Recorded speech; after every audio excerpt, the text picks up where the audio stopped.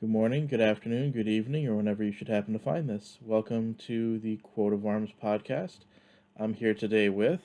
Mike Carrozza. Hi, writer for Commander's Herald and stand-up comedian out of Montreal. Here to talk about.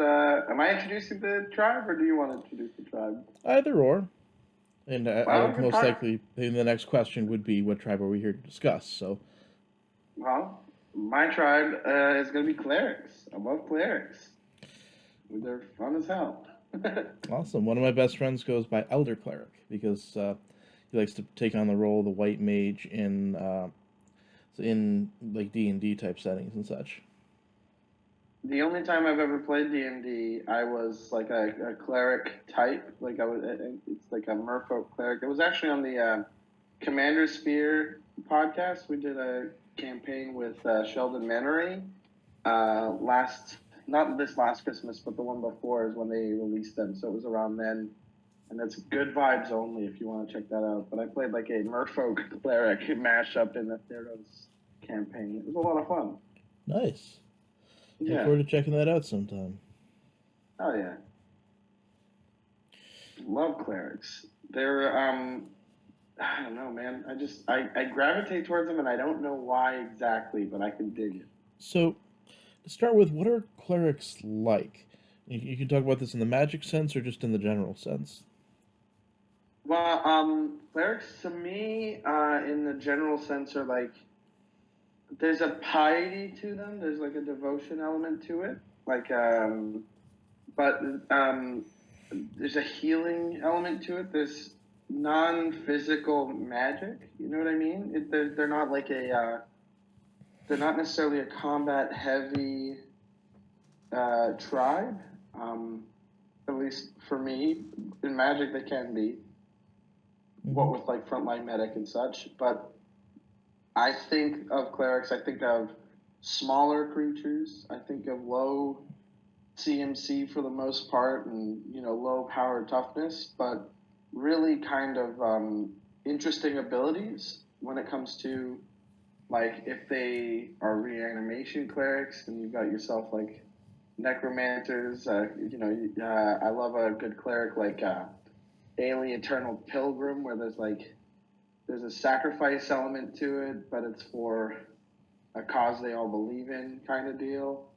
I just really I like the flavor of clerics. Orzhov is one of my favorite guilds, as well as Rakdos. So I'm a big black centered guy over here in the Mardu Wedge. Really, really resonates with me. I think that clerics have like interesting flavor, no matter what kind of cleric it is. If there's a cleric in a set, there's something that like, ooh, I want to know more about this, or they usually have dope flavor text. And man, I love clerics. My cleric deck is the only one that I've kind of poured down in favor of flavor overall, because it's Timna and Ravos. So Timna, something, you never remember her full name. It's Timna something Weaver, and Ravos Soul Timna the Weaver. Tendon.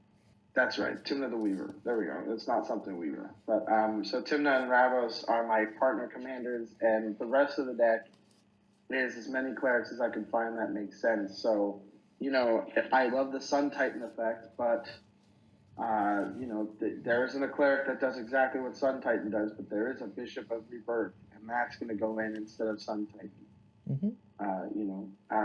Stuff like that. I love cards like Battletide Alchemist, where it's like there's like a weird modality to it where it doesn't have to be damage to you. It can be damage to other players that you prevent based on the number of clerics you control. There's a lot of fun space with clerics that I'm really attracted to in Magic. So I like what you were saying about Bishop of Rebirth, how that does the Sun Titan effect, but also happens to fit the theme. Because that's a lot of what I just started writing at EDH Rec. That's a lot of what I've been writing about, which is finding ways to do the job your deck wants within your theme or within a synergistic fashion. Well, yeah, I think that's like an important way to also. There is like an element of restriction that helps with making your decks more exciting. a thing that we've experienced in Magic and in Commander anyway, last like a couple of years has been like homogenization of deck lists, and that we know what the powerful cards are, and while we're claiming to not be CVH, the floor for casual keeps going up and up because people keep going like, yeah, well, I might have a dark side extortionist, but I'm not CVH, or that kind of thing. And so having a deck where you can be like, you know what, if it's a creature that isn't a cleric and I have a cleric that does something similar that I really need in the deck, I'm gonna favor the cleric over it. Even if Bishop of Rebirth needs a turn before it can get you a card from your graveyard of mana value 3 or less, like that's fine. Even if it's restricted to creature rather than permanent and it doesn't quite do what Sun Titan does, it's right on theme. So I feel better about it. I smile when I see it because I think this could have been a Sun Titan, and by all accounts should be.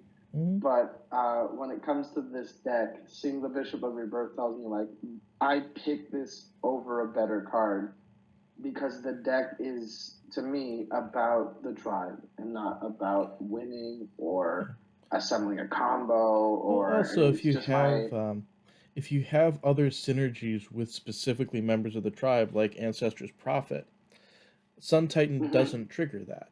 Ancestors Prophet, tap 5 untap Clerics to gain 10 life. I love effects that are unbounded like that, and that are cards that allow you to tap, that are outside of the card itself. So just every 5 Clerics is 10 life. Well, like Master Apothecary, also a solid card to point to. It's part of that cycle of like 3-pip creatures from Odyssey. Like Patron Wizard was blue, tap an untapped wizard you control, counter target spell unless its controller pays 1. But this is Master Apothecary, which is white cleric, tap an untapped cleric you control. Prevent the next 2 damage that would be dealt to target creature or player this turn. Excellent defensive tool. It doesn't have to just be you or your creatures. Do the table a favor. And so yeah, if you throw down a Bishop of Rebirth and you have a Master Apothecary and you're just swinging with it, it's got vigilance, you get a creature back, and then somebody wants to bolt something, well guess what? Now I can tap my Bishop of Rebirth to like only make it ping for 1. And that idea of creatures protecting each other is actually where, as I was mentioning before we started, my buddy had made a Hajdir deck, and unfortunately he's no longer of this world, and so I inherited his deck from his mother, actually at his wake, which was kind of an awkward thing, because I happened to be dating his neighbor and didn't know it. But the neighbor didn't know that I knew him either. So it was, hey, what are you doing here? So you seem really eager to go to this wake with me. Did you know the guy? Yeah, I kind of did. And the mom goes upstairs, brings down his deck. Oh, you really did know him, didn't you? Yeah. But I was so where that factors back into were you talking about so using damage and the effects? He had an Encore deck. Like a Shaman Encore kind of thing. Shaman Encore. He had Nomad's Encore in there too, even though that's not a cleric. So a lot of his deck was designed around the Encore ability and the Daru Spiritualist ability. Right, the Daru Spiritualist being the one that adds +0/+2 when a cleric is targeted. So basically, if you keep moving it around, eventually the damage will just get washed. Exactly. And it's fun like that. It's kind of like when you're, it reminds me, this is going to be a wild comparison, but stay with me.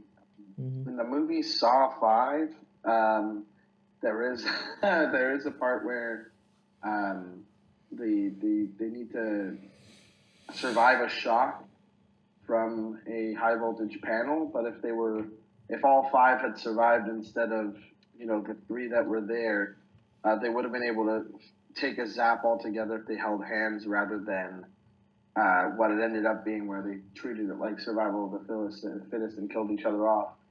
If they had done it right, they would have been able to survive a small shock. Just kind of what you're describing with the Shaman Core and just kind of watching it, all the clerics working together to absorb any damage that does nothing to them ultimately. Yeah. So that there is definitely that element within clerics of protecting each other, supporting each other. Mm-hmm. On the end core, an awesome example of that, especially Daru Spiritualist, uh, because the end core ability is an activated ability of the targets. Right, It is an activated ability because it's 0:redirect is how it is on the right. card itself. So if you wanted to, you could do that in a deck that had, say, Zerda as a companion. If you wanted to make a red-white cleric deck. Uh, I was oh man, I'm trying to think of what the name of that big old big old bird from Strixhaven is. The advisor, uh, the counselor that is. Plarg and Augusta, actually, I have it right in front of me because I'm thinking of building Oh around no, Plarg. not that one, but Uh, yes, Plarg. Well, Augusta is a cleric and Plarg is a shaman, and I think those two. I'm so actually building a theoretically, you deck can make around. a red-white deck. Plarg has the activated ability on the card, so you could go Plarg Augusta with with Zerda. Oh hell yeah! um, I have. Oh, there we go. Mavinda. Mavinda Oh Student's yeah, Advocate is love the first Mavinda. time in a very long time that Wizards has put an activated ability costing 0, where it literally requires an activation of 0 Mm-hmm. to be able to target a card. I always thought that is it's just a wonderful throwback to stuff like the Encore mechanic, Mm-hmm. because I believe the last time before then was like Time Spiral, where they did like Outrider and Core, Mm-hmm. um, who had a 0 cost ability, which was the redirect, just like the Encore. So that's yeah, that stuck with me. Is like when Strixhaven came out, I was like, this big old owl is uh, is a throwback. You know what I mean? Mm-hmm. It's very fun to me. Wish that she was a cleric, even though she wouldn't fit in my clerics deck because there aren't very many instances of sorceries, but still pretty fun. I always love looking at legendary clerics too because they're all so different and weird. Mm-hmm. Like Angus Mackenzie is a cleric, you know. Mm-hmm. Although we are reaching as far back as we're going back to legends anyway, so it's like those were weird creatures anyway. But Angus Mackenzie is a cleric that's just a fog on an activatable fog, and then you've got Ailey Eternal Pilgrim is a sacrifice to gain life, but then also sacrifice to remove. Like exile non-land permanents is just like a removal machine.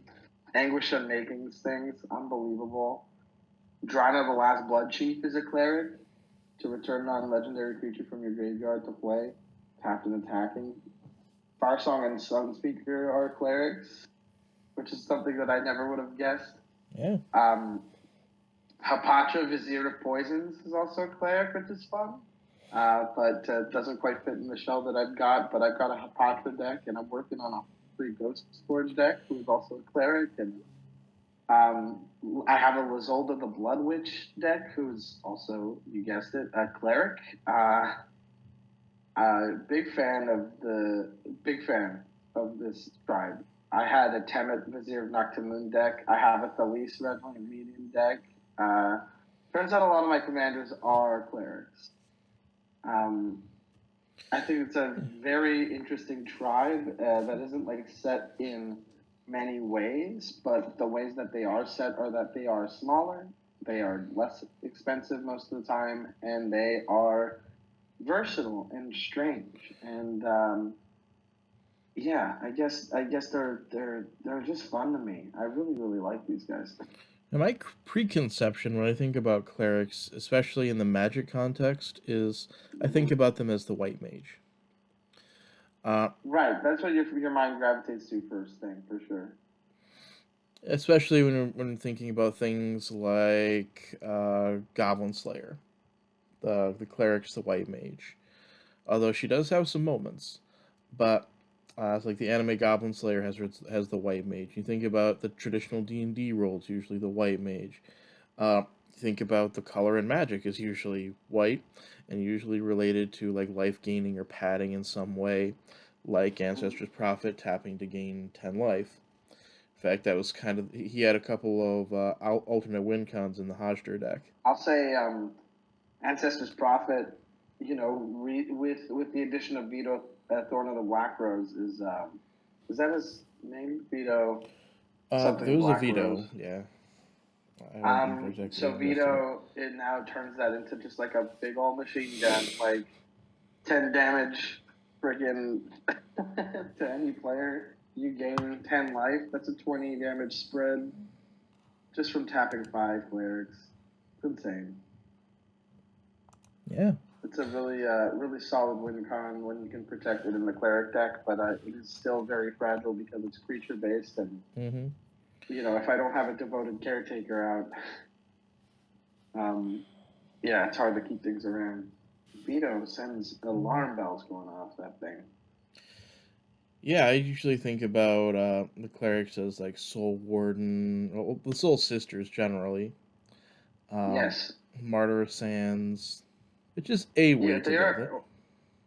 They are very much tied to life gain, like Warrior Champion, and like a lot of them, for the most part, if you look up clerics, will have life in their text box, or like gain life, or prevent damage, or something like that. That's definitely a big deal to most clerics. But then you've also got utility clerics, like what was the one in Onslaught or Scourge? There's like all morph costs 2 more to play.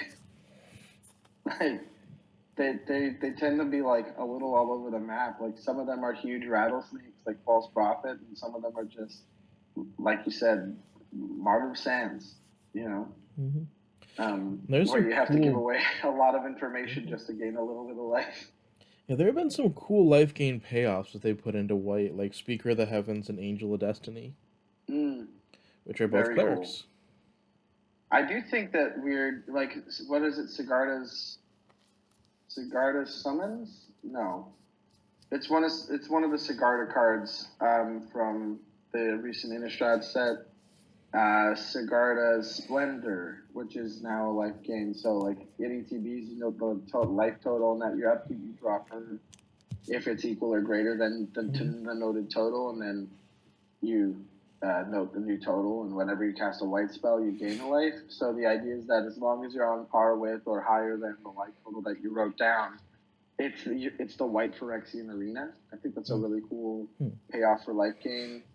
I also think that life gain got Cosmos Elixir, which is pretty cool, but keeping it in colorless is, if they pushed it down to white, that could have seen a 2-mana Cosmos Elixir, would have been insane. I think one of the cards that I speculated on, that's one of my favorite new white cards, is Priest of Ancient Lore. Oh yeah, I bought a ton of those. Great card. 3-mana Dwarf Cleric, if I'm not mistaken. ETB's gain a life draw card. Yeah. So it works well with Blink synergies, works with Reanimation synergies, works with life gain, digs you a little bit further in the deck, and also provides a body. Oh yeah. It's a little beefy dude too. Yeah. I mean, he's... Is it a cleric though? I feel like it's not. Dwarf Cleric. Hold on. Priest Ancient Lore. Dwarf Cleric? Dwarf Cleric. Oh, wow, Yeah, I have my Evra Halcyon Witness deck in front of me right now. Nice.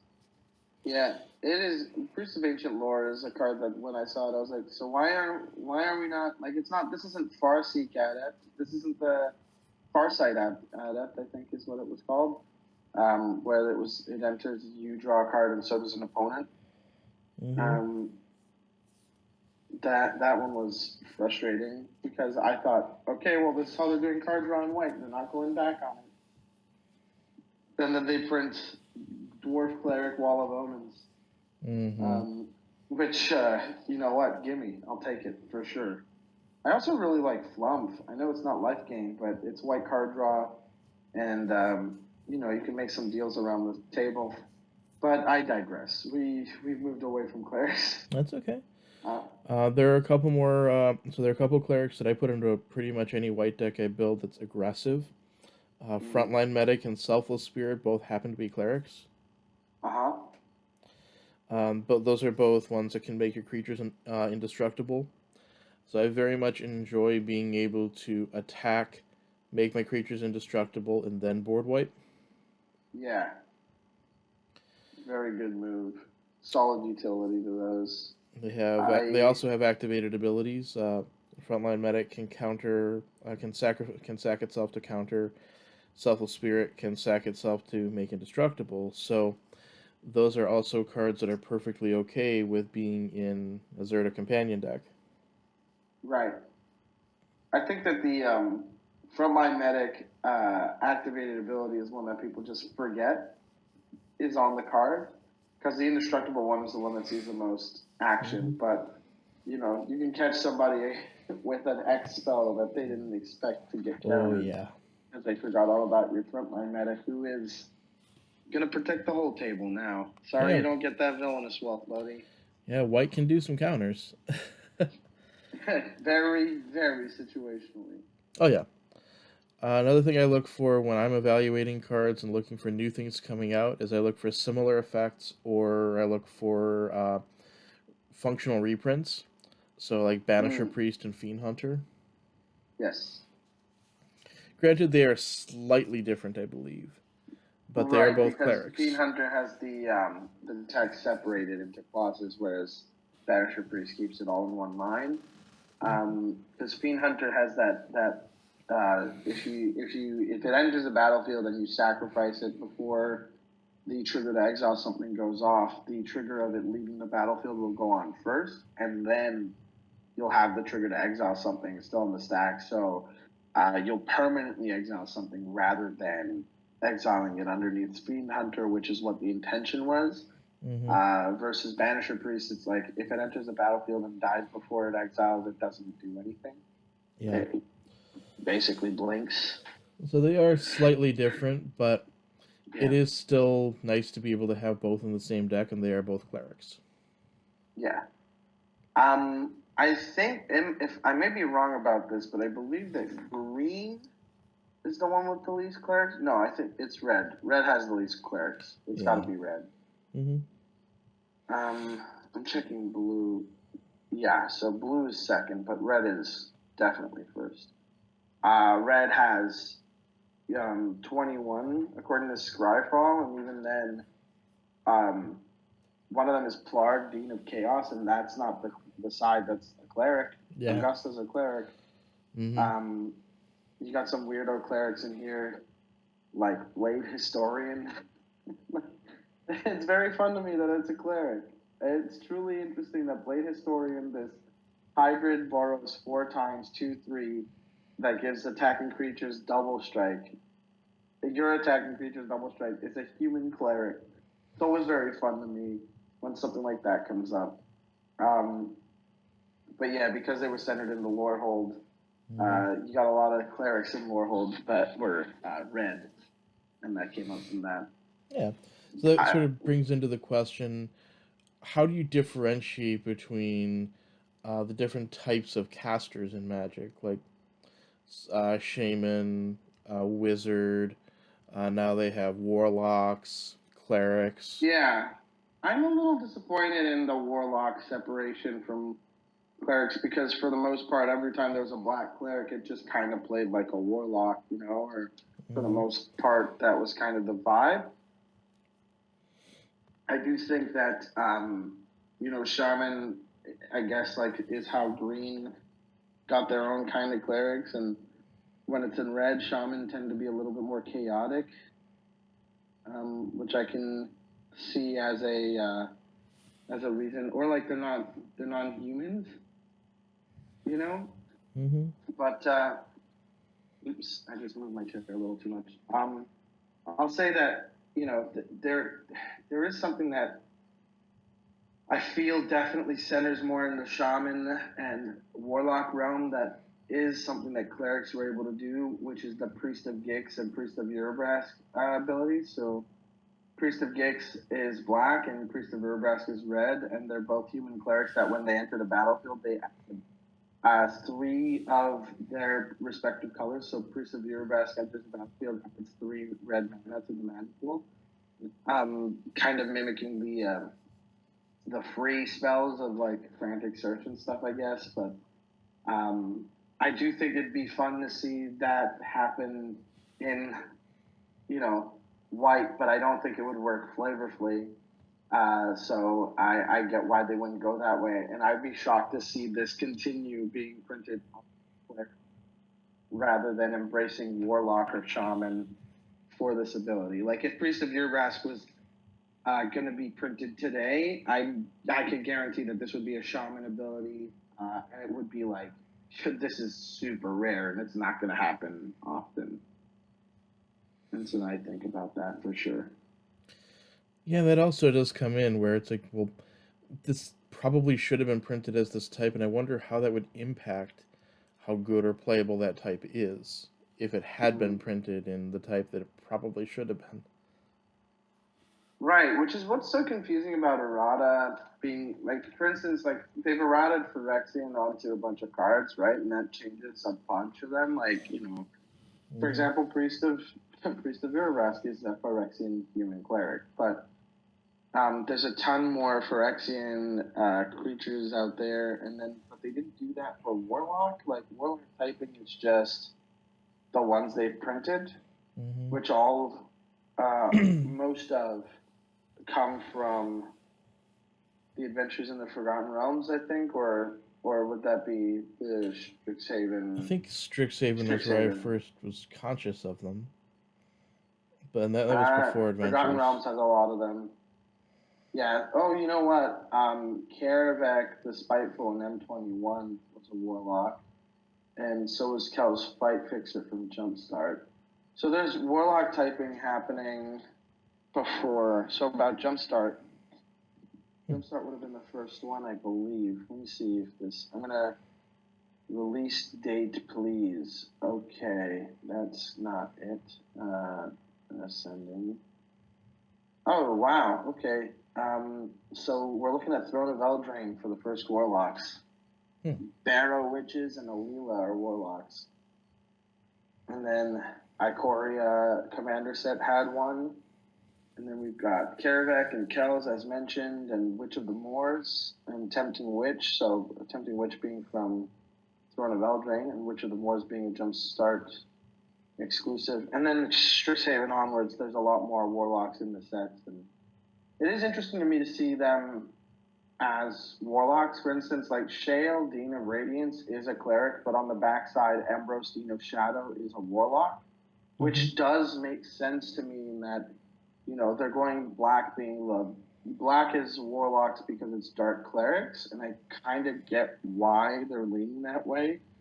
But to do so also negates so many of the synergies that we want out of the Clerics, and to move forward with, like, saying, hey, guess what, black Clerics are now Warlocks, are like, no, please don't do that. Please keep giving me black-white Clerics that I can use Edgewalker for. I would love that. Thank you very much. Yeah, Edgewalker is a key card for a lot of Cleric decks. What does it do? Edgewalker reduces the cost of Clerics by black-white. So it's effectively like if you have Ailey Eternal Pilgrim, or you've got a free spell on hand. So you get to play Ailey for free with Edgewalker out, because Ailey costs black and white, and Edgewalker reduces costs by black and white. It rules. So I think if I recalled correctly, one of the places I saw that was the Shadowborn Apostles, which happened to also be Clerics. Yeah, Shadowborn Apostles really take advantage of Edgewalker because that reduces it to them being free, and you can play as many of them in your deck as you want. I've never been a fan of the Shadowborn Apostle deck, but definitely know that there are a lot of fans of them out there. But you definitely can dump your hand out with the Shadowborn Apostle deck in an Edgewalker. So it's one of the few cards that's able to reduce colored costs. There's lots of ways. There's a few different ways to reduce generic costs, including the medallions, which really need to get reprinted. But yeah. Well, one that I did last time they did this effect, because like Edgewalker was in Scourge, I believe, and then the last time they did that effect was, I'm gonna look it up, but I think it's Ragemonger from Born of the Gods. Yeah, so Born of the Gods was in 2014, and Scourge was 2003. But Ragemonger is the Rakdos Minotaur Shaman. That's a Minotaur spells you cast cost black, red, less to cast, and that it reduces only the amount of colored mana. So if you had a black, red costing Minotaur, guess what? You playing it for free, Bubba. Really solid. Like, this is such a cool. It's such a cool idea to put onto tribes that don't really have such huge impact on the boards. They like Minotaurs are cool and all, but they don't see. They aren't very impactful to the point where like Jimmy Wong on the Commander Zone played his had the Worthy deck and was like, I literally have every Minotaur thing in here, and every time I played it, it's been the most disappointing. I think he used it as his most disappointing deck building experience when he was talking about when they did the year-end wrap-up and getting to know the people at the Command Zone thing.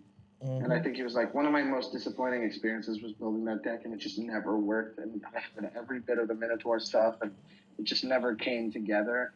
And so to me, I think like something like Ragemonger or Edgewalker being part only for tribes that are, I hate to say underpowered because clerics can be pretty bonkers, but to be stapled to tribes that could use the help, it's very nice, and I think it's a cool idea that could be explored a little further.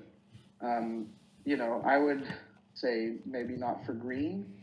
It's a cool idea, but it is kind of a dangerous idea. What tribe would be in green that could use the help, Yeah, it's a cool idea, but it is kind of a dangerous idea.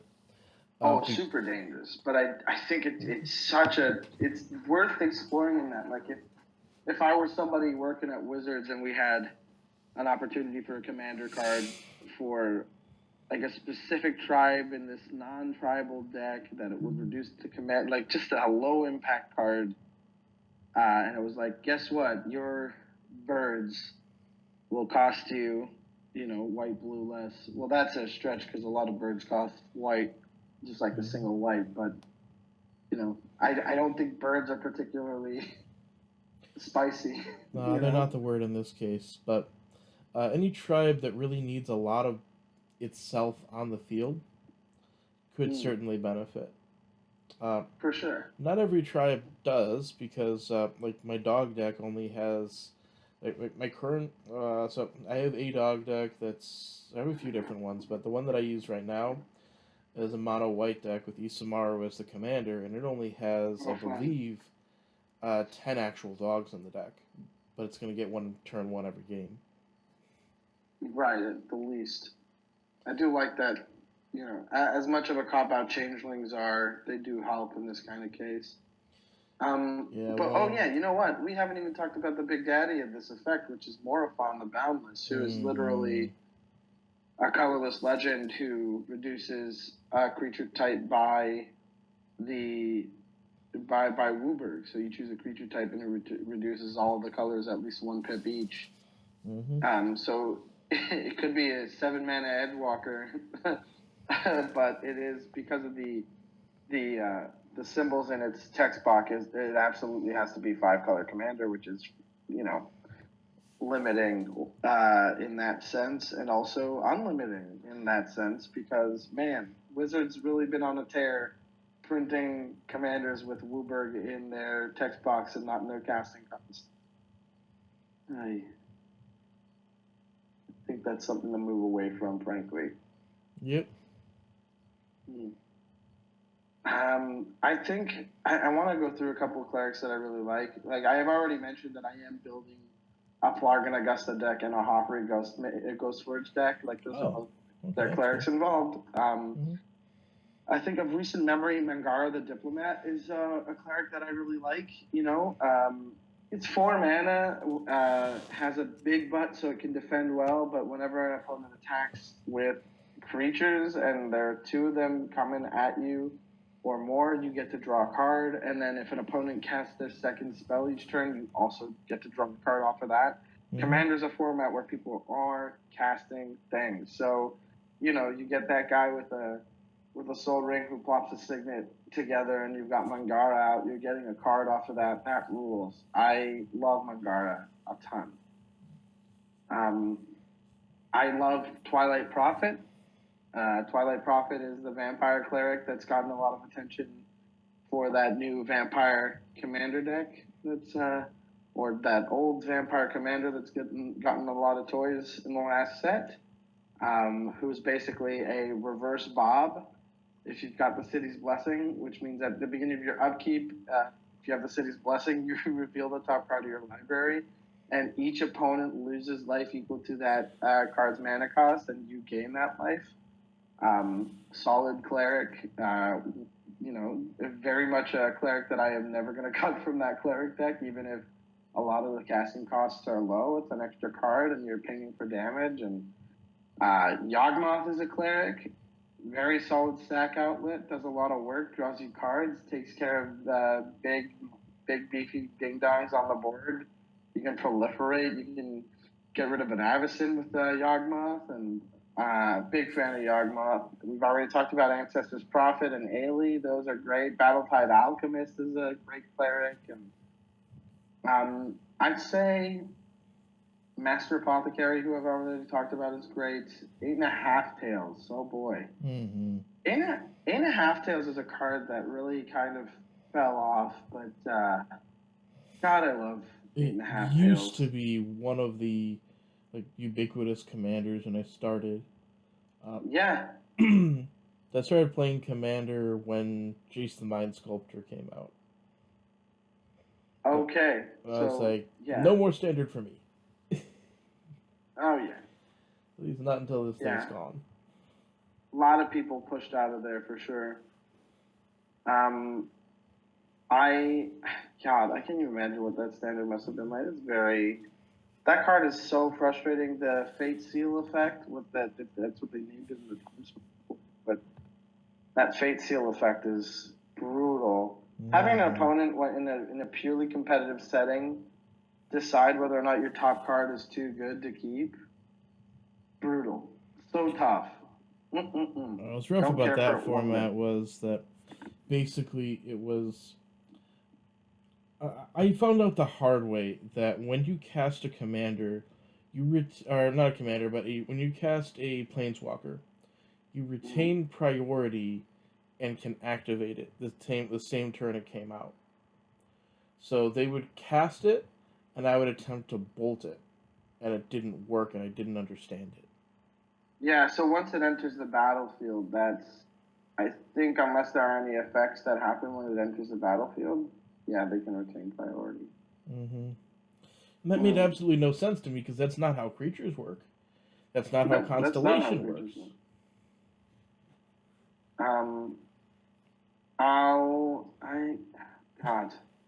I'm looking up a bunch of clerics and trying to pick from my favorites, and I wanna show off some clerics that people may not know, like a Shaman in 4 kind of deal, and so take some time and look, and I'll talk a little bit about.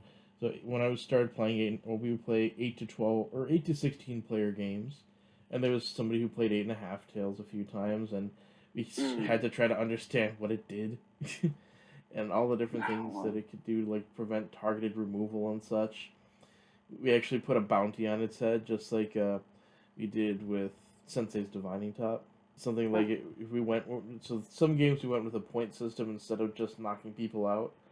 And one of the things to get a point system was to take out 8.5 Tails or to take out a top. Yeah, somebody in our Discord right now is looking into seeing if there's any merit to going towards a point-based system for cards, and whether or not they're assault inducing, and kind of limiting it like Canadian Highlander sort of does with the current ban list. Yeah. But I do like this idea of like a points-based thing, like Commander Versus does. If you save somebody, you get a point, and it's a league, right? So obviously they hold on to that. But yeah, points-based stuff. If you're in the same play group, you can definitely work something out, and it's very fun to like explore that.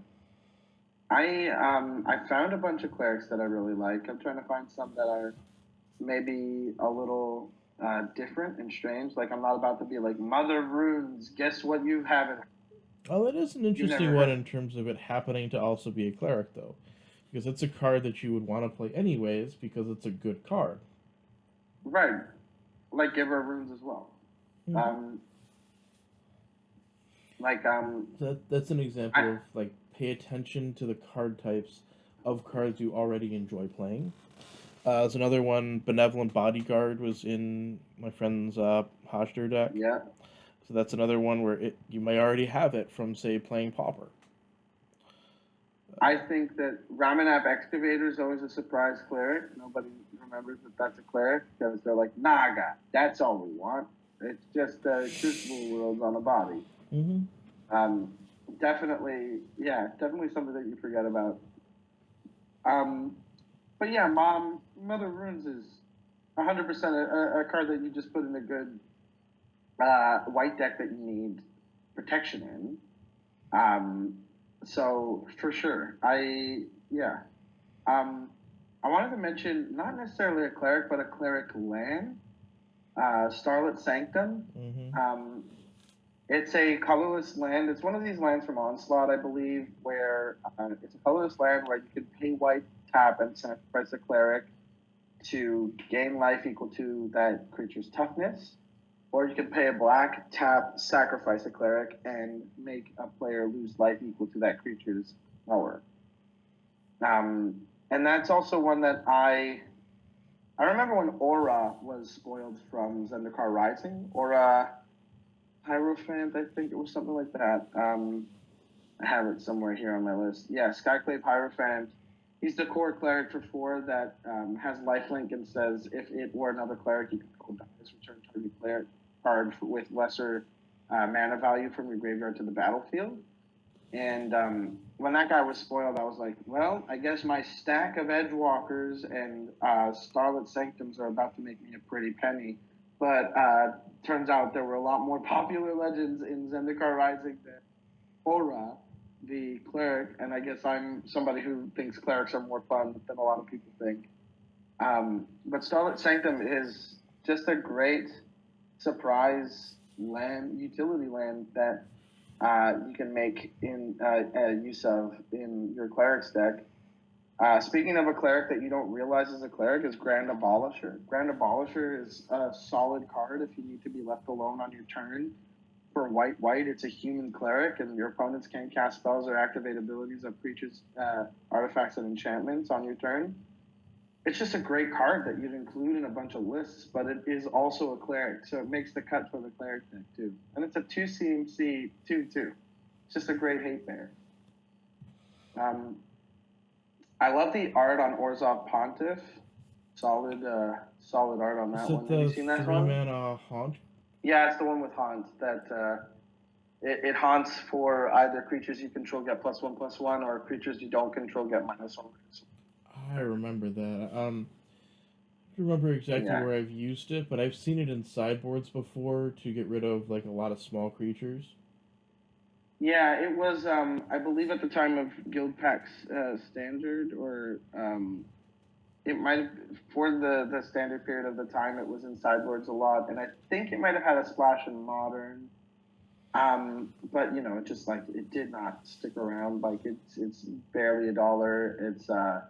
It had its moment and was not the right tech, but I yeah, they remember it reprinted it catching in the on guild kit, big though. the Orzhov In guild kit, and I absolutely love the Orzhov symbol on it, but I do not like how washed out the color looks on the guild kit art. So if you have a guild pack copy of Orzhov Pontiff, cherish it. It's beautiful art. It's fantastic. It's very scary in a way. Like the churchy vibes have always given me a bit of a heebie-jeebie vibe since I grew up Catholic. But like this big old boy is just pointing at somebody having them removed and orating. It's great art. it was And it's big a at one cleric point that though. takes care of a board, either yours or someone else's. Yeah, great card. It was big at one point though. And it Yeah. actually is still played a decent amount in collected company decks. Really? Yeah, it That's happens pretty to have a cool. mana value below, below 4, so it can be hit off of the company, and you can use it to either pump your team as an anthem, as a temporary anthem, or to remove a bunch of small creatures. And it's been tech against elves when that deck has come up. Yeah. Um, it was used with domain zoo decks against the elf deck at Grand Prix Oh, Berlin or Pro Tour Berlin. interesting. I remember because I worked really hard and qualified for Pro Tour Berlin, but then couldn't go. Mm-hmm. That was the I Pro Tour that LSV I won. didn't realize just how much more that was played. Um, Well, the reason I why think it doesn't it's. increase the price of it is because it's a one of in the sideboard. Oh, It, that's fair. it's Yeah. something you get with Court of Calling or Collected Company, but you never Yeah. need that many of them. Like, I probably have maybe two of them. Right. Even in Commander, you only Um, need one. yeah, you only need one for commander, and even then, most of the time, you're either going to play a spell or a massacre girl, or you're playing clerics like I am, and you need something like Wars of Pontiff to be the bane of tokens decks. Mm-hmm. Um, I think what I'd like to do is go through a couple like cool ones because like there are some Sure. cool ones that people might know of if they've looked up the tribe before, like Rotlung Reanimator, which is a zombie cleric that cares about your clerics. Like whenever it or another cleric dies, you get to create a 2/2 black zombie creature token. Mm-hmm. Solid cleric, which is very good. I always thought it was interesting that they made Vizier of Many Faces a shapeshifter cleric because it comes into play and it becomes a copy of an any creature. Mm-hmm. So it's just it won't retain its types, and then it can be embalmed, so it becomes a zombie anyway. So like it never hits the battlefield as a cleric unless it's copying a cleric, which I think is interesting. No, but there You are some kind of important interactions with it, like what was Patriarch's Bidding. Oh yeah, okay. Because if somebody names Cleric, you get all your Clerics back, and it happens to have that typing. If it was just a Right. shapeshifter, it wouldn't come back. What was Haunting Voyage was the one from Kaldheim. Mm-hmm. Um, okay, that's fair. This is a fair application. Um, Disciple of the Vault, classic cleric. An artifact dies. An artifact is put into the graveyard from the battlefield. Any artifact, you may have target opponent lose the life. Just a chef's kiss of a bonkers card. Mm-hmm.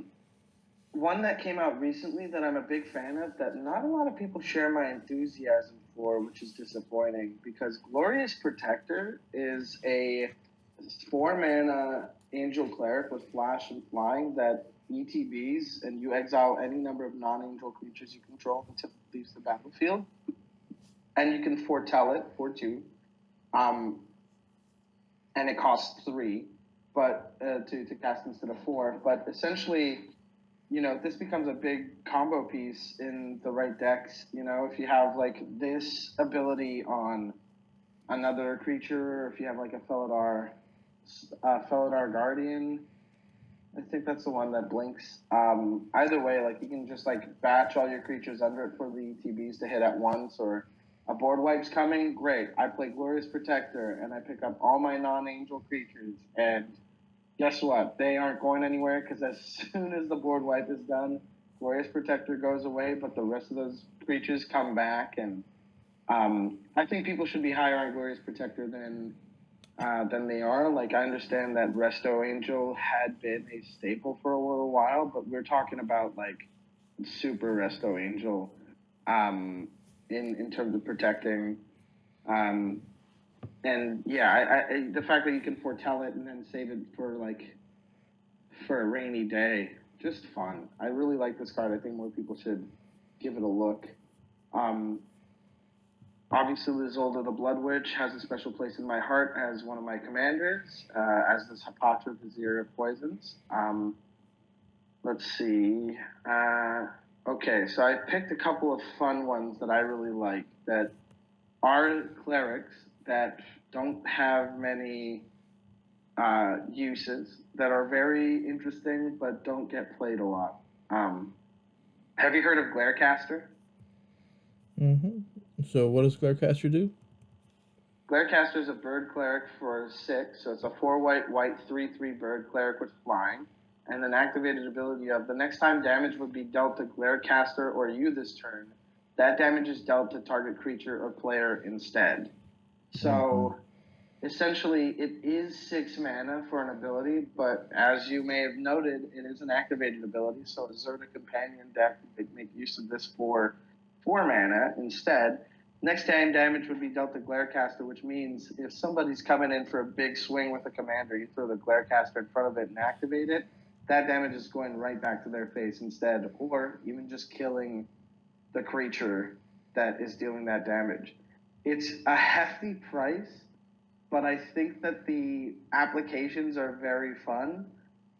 They make people consider their attacks or their burn or anything. You can make use of it politically. Like, hey, can you attack me with your 7/7? I will block with Glarecaster, and I will spend my 6 mana to redirect that 7 damage to that 4/4 over there. So that is, or like that Oracle of Moldiah that isn't going to be in combat anytime soon.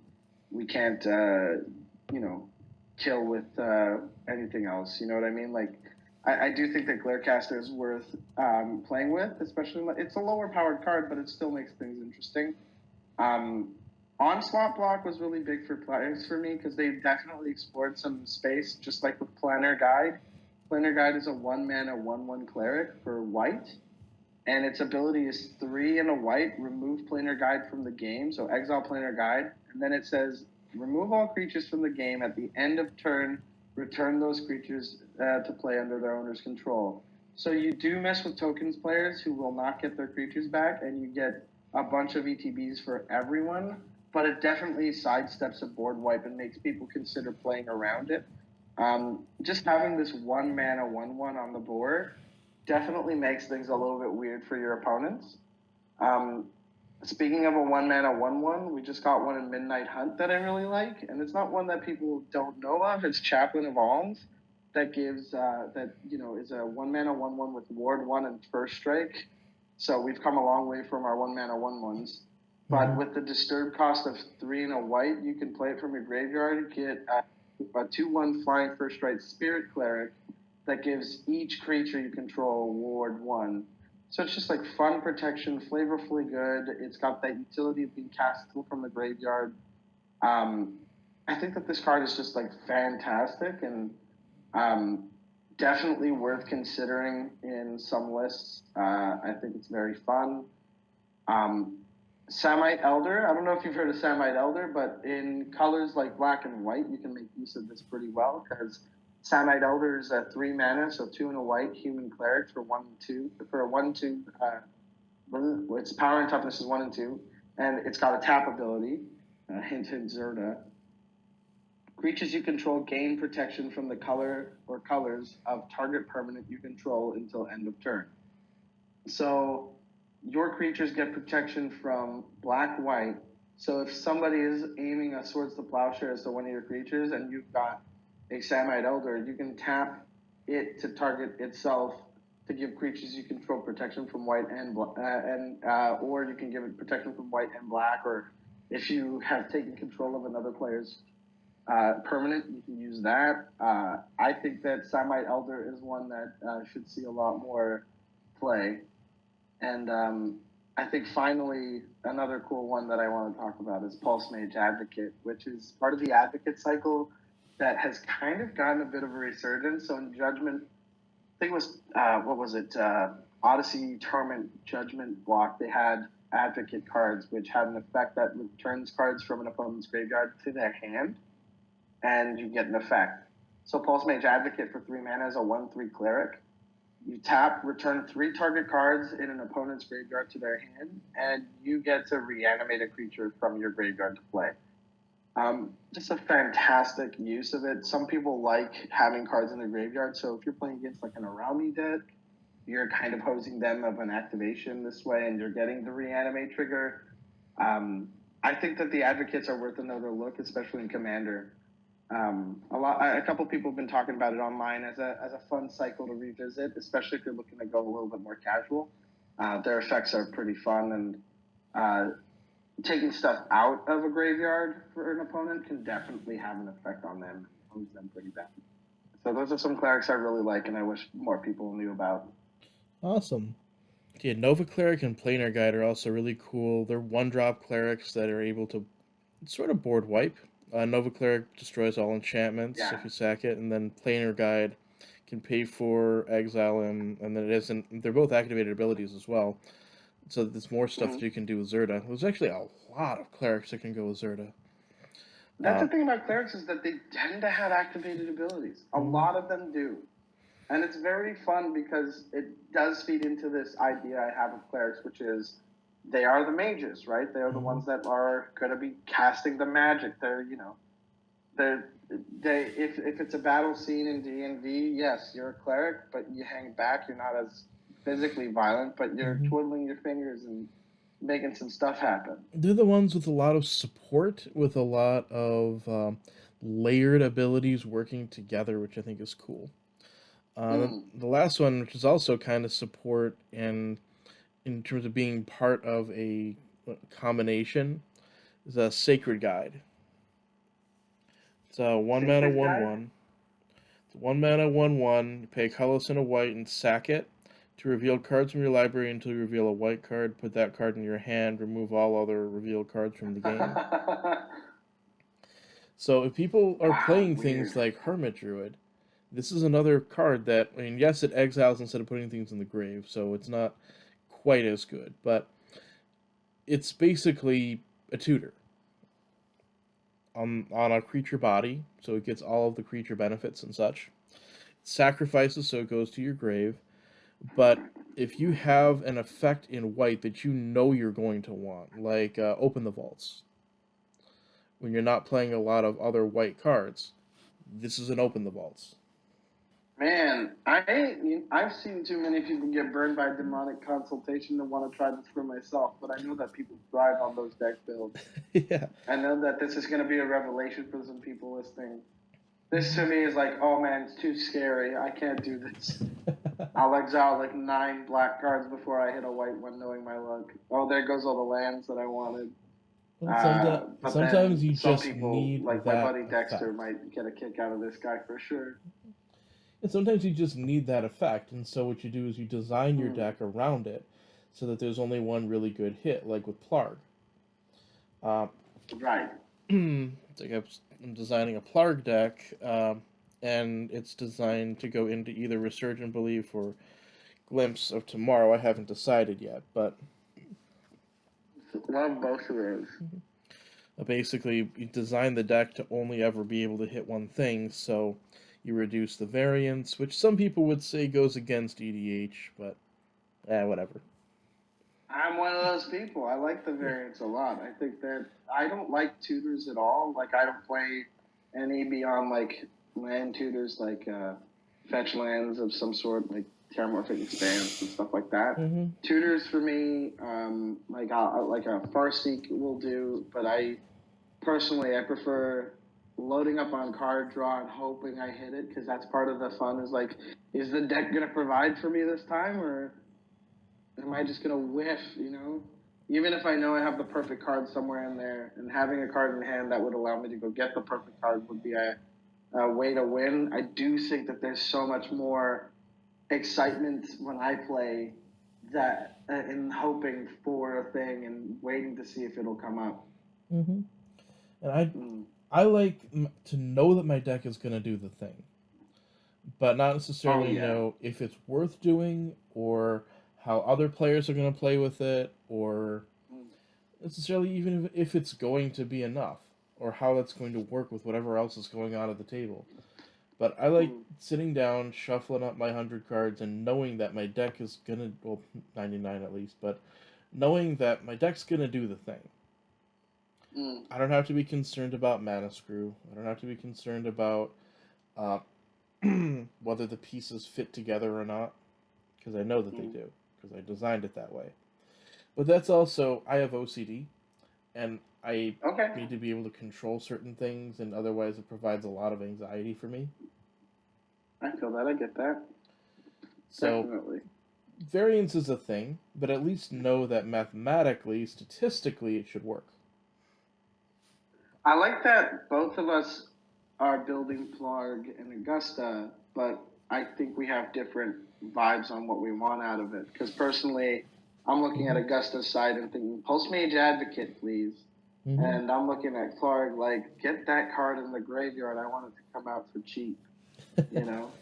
Yep. Um, we're approaching it differently, and Mm-hmm. that's the beauty of the game, man. I love this game so much. Mm-hmm. Because we've been on lockdown here in Montreal, we had a curfew up until like this week. Mm-hmm. I've been getting a couple games in online on Spell Table with a couple friends, and it's been very fun and rewarding to basically go through all my decks for the first time in a long time. I've got too many decks, and I've been thinking, you know what? Let me play as many as I can. I'm going to sunset some of these and sell off a bunch of my collection, but have a reason, feel justified in building a few more decks that I actually want to use. So it's been a lot of fun, and so to see someone pull up to a table and be like, "This is my Alesha who smiles at death slivers tribal deck," and be like, Yeah. "Okay, you weirdo, let's see how it goes." Nice. Or to see a Derevi deck that isn't stacks. Mm-hmm. It's just fun to see people do different things with the commander that you think, oh, well, I thought that's what people were doing with it. And you're like, no, that's not it at all. We got more to do here. There's plenty more happening. Oh, yeah, I have a Sig Demir burn deck. That's Hell yeah. one of my Now we're crazy talking. ones. What do you got? All those alpha cards that do direct damage in blue? I have some of them in there, but the key of the deck is using functional reprints of Sign in Blood so that I can either nice. draw deeper myself or I can play like a group hug deck while still getting life totals down and drawing cards myself off of Sig because somebody lost life. Is this a deck that runs Cezanne, Perverter of Truth? I don't believe so. I do have a Sazin deck, but no, this deck in terms of so let's see. I'm so excited for Kamigawa. I'm just looking at the art on Cezanne and I'm like, yeah, dude, bring it. I can't wait to see more Peer of these into the weird little Abyss, freaks. Storm. I do have Obnixilis Hate Twisted. Sanguinate, Angamishra, Wall, Souls, Consume Life Drain Spirit. It sounds like a wild deck. I gotta take a look at this list. Fairy Tauntings is probably one of the more unusual cards in there. But even things like, so this is where, again, it comes back to my article series that I have on Idiotrick, which is how do you merge this burn philosophy into what your cards are already doing, like Counter Squall, Undermine. Both are spot removal, but they also have its controller loses life. So I merge it into, so the card draw has life loss associated with it, the removal has life loss associated with it. Everything goes back to this idea of I want to get you down to 0, preferably not including combat. I'm trying to look up more cards like this. This is a very fun idea for a deck. This is very cool. This is why we play the game, man. Yeah. This is the whole deal. Oh yeah. To me, this is the whole fun. Yeah, I have a lot of silly ones that I built. Another one of my favorites is Blacks and Search for Blacks, where I actually play it as a Magecraft deck, and Search for Blacks is one of the few ways that you can have a sorcery in the command zone. Because it's that one or Exodus, right? It's there's a couple of them. Let's see, another one. Yeah, there's a blue-green one, Jadzi.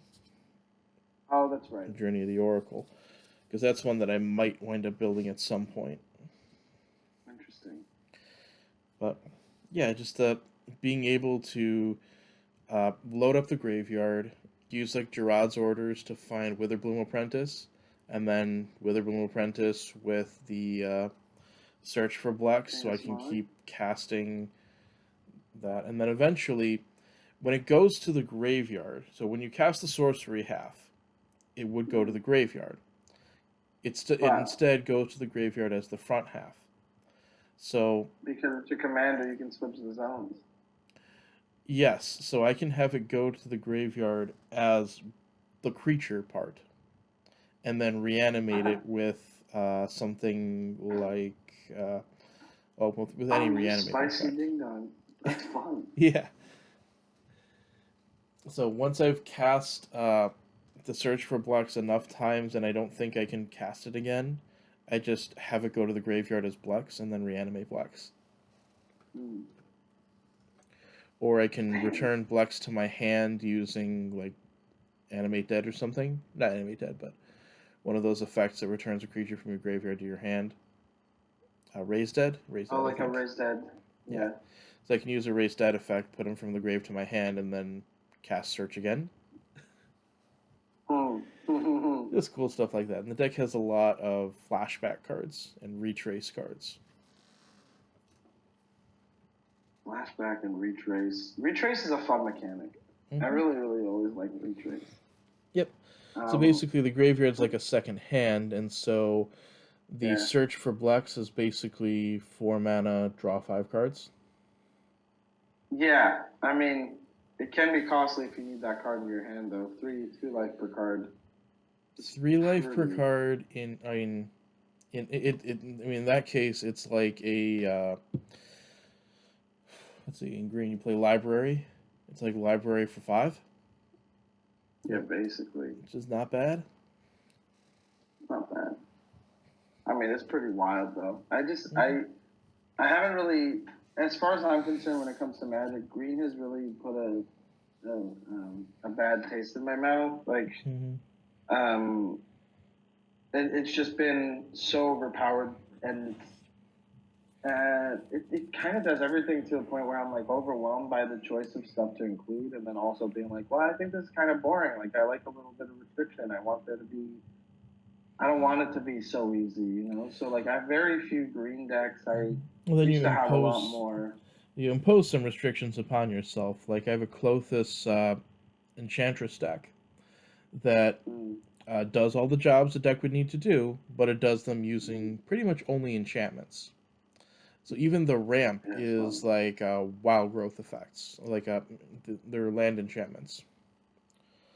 I haven't built a new green deck since Omnath Locus of the Royal, and that was so I could get rid of another lands deck instead.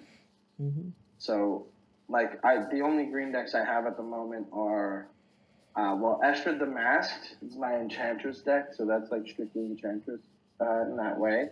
It's mainly white, and then I've got Gitrog Monster deck that was competitive, and I really put a lot of time into it for the 1v1, but I haven't touched it in a long time. But I don't want to take it apart yet. And then my Hapatra Vizier Poisons deck, which is just very fun, and that is a -1/-1 counter deck that I'm hoping gets a little bit more support. So I can have an excuse to revamp it, but I haven't touched it in some time. Yeah, my Clothis deck has a lot of red burn effects, because I like burn, and a lot of them are enchantment based. So, like, there's mana barbs in there and such. So, nice. I have defensive enchantments, and I have offensive enchantments, and then the two, like, keystone cards, I was going to say, like, these are the signature cards of it, are Sandworm Convergence and nice. Form of the Dragon. Oh. Form of the Dragon's been a favorite for a long time because one of the first decks I had a lot of, or well, not one of the first decks, one of the decks I've had a lot of success with over the years in different incarnations has been... was it the Enduring Ideal? Yeah, Enduring Ideal combos. Deck? Not just, so in a variety of different formats. So it started with the there were lands that came in, or they could tap, or they could like you could sack them for 2 of a color, and so you use Mm. those to cast the Enduring Idea a little bit faster. Then Lotus Bloom came out, and that made it faster. And I actually made top 8 of nationals with a version. Oh yeah. I'm sorry, you might hear some creaking right now. I had to stand up. My knee's been a little rough. Been Not a sitting too problem. long. Not a problem. Um, Yeah, it's been a little bit. but yeah, I mean, I didn't realize a lot of my commanders were clerics. I didn't realize that the Lease or Wazolda or Hapatra, all clerics. Mm-hmm. My Temet deck that I've since moved over to Livio and Sakashima was also a cleric, and obviously my Timna Ravos cleric tribal deck is clerics. But it's pretty fun to find out that I definitely have a type. Absolutely. For sure. Absolutely. Well, thank you so much for coming on. And where can people find you? If you get my name right, it's pretty simple. My name is Mike Carrozza, MikeCarrozza. I've got Twitter and Instagram, so at Mike Carrozza. You can find my articles about Magic on CommandersHerald.com. I run the Am I the Bolas column, so people write in with their stories, and I determine whether or not they were the villain of that story, or if someone else in the story is a villain. As I mentioned, I'm also a stand-up comic, and I have a comedy album available to Spotify and all over the place, and you can get that there. It's called Cherubic, like a little cherub. And I was also on a compilation of Just for Laughs comedians for Montreal, so Stand Up Montreal. I think the album's called Doula, Midwife, Full Life. And I have 3 tracks on that if you want to check out some of my comedy. There are some videos of me on YouTube. Most of them are unlisted, though. If you want a good one I have, send it over. Hit me up on Twitter and Instagram, and I'll send one. But as far as Magic goes, you can find me at Commander's Herald and on some podcasts like this one. Fantastic. Thank you very much. Thanks, J-Ro.